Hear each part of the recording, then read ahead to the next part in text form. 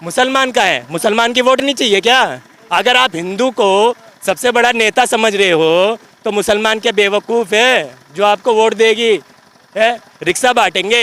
हम पढ़े लिखे बंदे हैं, हमारा भाई पढ़ा लिखा बंदा है, सरकारी नौकरी चाहिए या रिक्शा चलाएगा? ठेला चलाने को अब आ जाइएगा मुलायम सिंह पे, मुल्ला मुलायम सिंह। मुजफ्फरनगर के दंगों के या मसूरी के दंगों पर किस बुनियाद पे जीतेंगे? रेलवे स्टेशन से लेके आयसा पब्लिक स्कूल तक ग्राउंड है, कल आप देख लेना पूरा ग्राउंड भरा हुआ मिलेगा।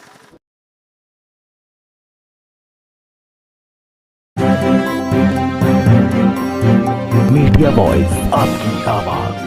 नमस्कार, आदाब। मीडिया वॉइस में आप सभी का स्वागत है। मैं हूं आपके साथ अल्फराज शेख। मीडिया वॉइस की टीम लगातार 2022 विधानसभा चुनाव को लेकर कवरेज कर रहा है और जानने की कोशिश कर रहा है कि उत्तर प्रदेश में इस बार सीएम कौन बनने जा रहा है। इस वक्त हम उत्तर प्रदेश के जिला गाजियाबाद में हैं और बताना चाहते हैं कि अगले दिन असदुद्दीन ओवैसी साहब का यहाँ दौरा होने वाला है। 2022 में यहाँ की जनता क्या सोचकर वोट डालेगी? 2022 में असदुद्दीन ओवैसी जिस तरीके से एक्टिव दिखाई दे रहे हैं, इन्हीं से जानेंगे कि उनका रुझान असदुद्दीन ओवैसी की तरफ क्यों जा रहा है और ये सभा होने जा रही है, सभा को लेकर किस तरीके की तैयारियां चल रही हैं। अखिलेश यादव 400 सीटों का दावा वादा कर रहे हैं, 3 सीटें किसके लिए छोड़ी जा रही हैं? अब 3 सीटें बीजेपी के लिए छोड़ी जा रही है। 3 सीटें बीजेपी के लिए छोड़ी जा रही हैं। इस बार हवा सपा की है, 400 सीटें जीत रहे हैं, किसी को कोई हिस्सेदारी की बात नहीं हो रही। किस बुनियाद पे जीत रहे हैं मुझे ये बता दो सर, किस बुनियाद पर जीत रहे हैं? नई हवा है, नई सपा है। मुजफ्फरनगर के दंगों के या मसूरी के दंगों पर किस बुनियाद पे जीतेंगे? मसूरी के अंदर हो आप, इस मसूरी के अंदर खड़े हो, रेलवे स्टेशन से लेके आयसा पब्लिक स्कूल तक ग्राउंड है, कल आप देख लेना पूरा ग्राउंड भरा हुआ मिलेगा। और जो समाजवादी पार्टी अखिलेश यादव कह रहे हैं कि हम 403 सीटों पे जीतेंगे, यही कंफर्म कर रहे हो ना? किस बुनियाद पे जीतोगे भाई? बीजेपी कहाँ जाएगी? बीजेपी की वोट नहीं है। जो हिंदुत्व को लेकर खड़ी है बीजेपी, वो हिंदू कहाँ जाएंगे? समाजवादी पार्टी में जाएंगे या योगी के साथ जाएंगे? अखिलेश यादव भी तो कह रहे हैं बीजेपी से बड़े हिंदू हैं। बड़े हिंदू हैं तो फिर मुसलमान कहाँ हैं? फिर मुसलमान कहाँ हैं? मुसलमान कहाँ हैं? मुसलमान की वोट नहीं चाहिए क्या? अगर आप हिंदू को सबसे बड़ा नेता समझ रहे हो तो मुसलमान क्या बेवकूफ़ है जो आपको वोट देगी?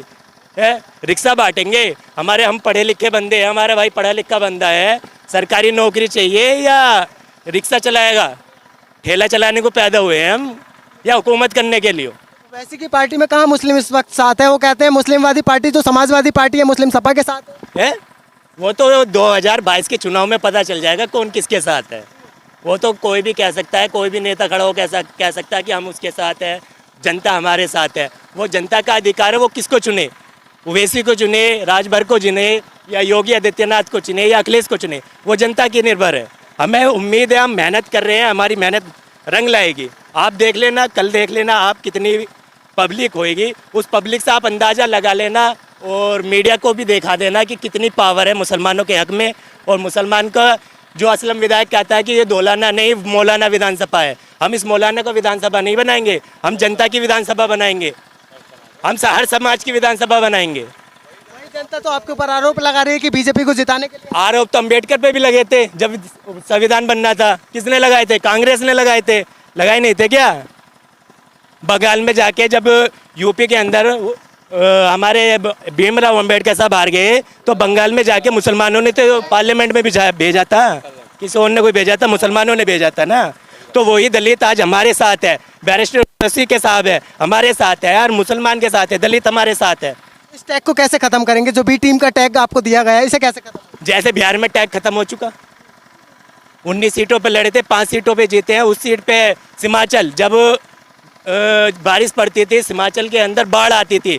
इस साल कितनी बारिश पड़ी है? कोई हिमाचल जो हमारा वो है विधानसभा हिमाचल की बिहार के अंदर, उसमें कोई वीडियो देखी कि इस वक्त तालाब में या बाढ़ आई हुई है? कोई देखी वीडियो? नहीं, क्योंकि वहाँ मजलिस 5 MLA मजलिस काम कर रही है, पुल बनवा रही है, बाढ़ बनवा रही है, बाढ़ रोकने के लिए डैम बनवा रही है। क्यों? बीजेपी के जो मुख्यमंत्री है ना बिहार में, तो उनको डंडा दे रही है कि करो काम को, काम रुका हुआ नहीं है क्या? बोलो, हुआ है ना बिहार के अंदर। वो कह रहे हैं कि बाहरी हैं असदुद्दीन ओवैसी, हैदराबाद से आकर यूपी में क्या करेंगे? पीएम मोदी क्या यूपी के अंदर के हैं? गुजरात के हैं ना? या हैदराबाद क्या पाकिस्तान का राज्य है? इंडिया का राज्य नहीं है, भारत का राज्य नहीं है सर। माहौल क्या है आपके हापुड़ का, क्या माहौल है इस बार? यहाँ पर हमारे हापुड़ का माहौल ये है कि हमारे यहाँ 33% मुस्लिम है और 33% में से कम 25% हमारे साथ है। 25% आपके साथ है। और 10% ऐसा है जो वोट ही नहीं डालता, वो घर से निकलता ही नहीं। अच्छा दादा, आपने बहुत सारी सरकारें देख ली होंगी, भाजपा की भी देख ली, बहुजन समाज की भी देख ली, सपा की भी देख ली, कांग्रेस की भी देख ली। आपकी नज़र में कौन सी सरकार सबसे ज़्यादा बेहतर थी, सबसे ज़्यादा काम किसने करा? एक भी नहीं, एक भी नहीं। एक भी नहीं। कांग्रेस को हमने अपनाया, सबसे पहले उसने हमारी शिक्षा छीनी, दूसरे बेरोजगार छीना। हम यहाँ पर 35% हमारा रिजर्वेशन था, वो ख़त्म किया। हमारा यहाँ उर्दू में सब चलता था, वो ख़त्म किया। उसके बाद में चोरी से मूर्ति रखवा दी परेशान करने के लिए, समझे। कांग्रेस ने ही रखवाई, जवाहरलाल नेहरू ने। देवता आया राजीव गांधी, उसने उसका चैलेंज करवा दिया, पूजा करा दी, ताला खोल दिया। और नरसिंह राव आ गए, उन्होंने सब कुछ खत्म कर दिया। ये तो कांग्रेस ने करा, इतनी बढ़िया तो कांग्रेस थी।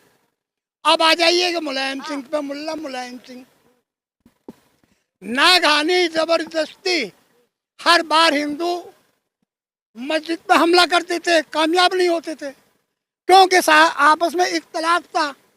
वो सोचा कि मेरे सिर सेरा बंद है, मेरे सिर सेरा बंद है। मुलायम सिंह ने देखा, क्योंकि आरएसएस के पुराने पिट्ठू हैं, खाकी नेकर आज भी है। उन्होंने देखा ये मस्जिद नहीं टूटती, इनसे बार बार जोर लगाते हैं। बहुत ऊंची खोपड़ी का आदमी है, मास्टर रहा है। उनने तो एक बार बुला करके अपनी हुकूमत में मुख्यमंत्री पद पे बाहर से लोगों को बुलाया। बुलाने के बाद में मस्जिद पे चढ़ाया और मस्जिद पे चढ़ा के 20-25 हिंदुओं को गोली से मरवा दिया, पीएचसी से। तो मुसलमानों की नजर में तो ये हुआ कि मस्जिद बचा ली, मुल्ला मुलायम सिंह हो गए। उन्हें बेचारों को ये पता नहीं कि बीज रखा गया मस्जिद ढाने का।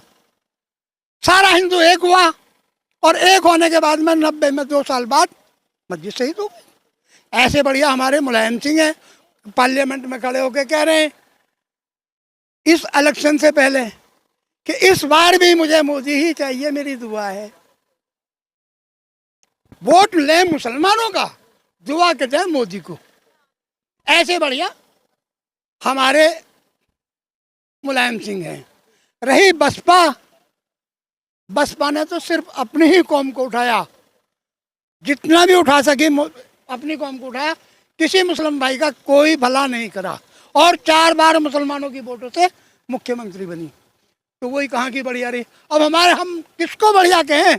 बीजेपी को, जो हमें गुजरात में काट रहा, किसको बढ़िया कहें? हमारे लिए कोई बढ़िया नहीं। आपके लिए कोई बढ़िया नहीं।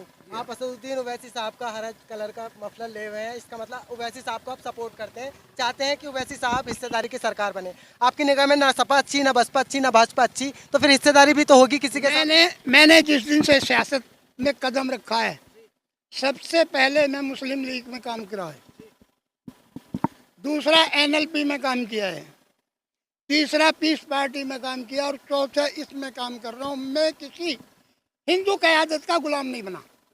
100 सीटों पर आप लड़ने जा रहे हैं, तो 100 सीटों के बाद हिस्सेदारी किसके साथ होगी? सरकार जो बनेगी वो किसकी हिस्सेदारी के साथ? बीजेपी को छोड़ के जिसकी भी बनेगी उसमें हिस्सेदारी लेंगे।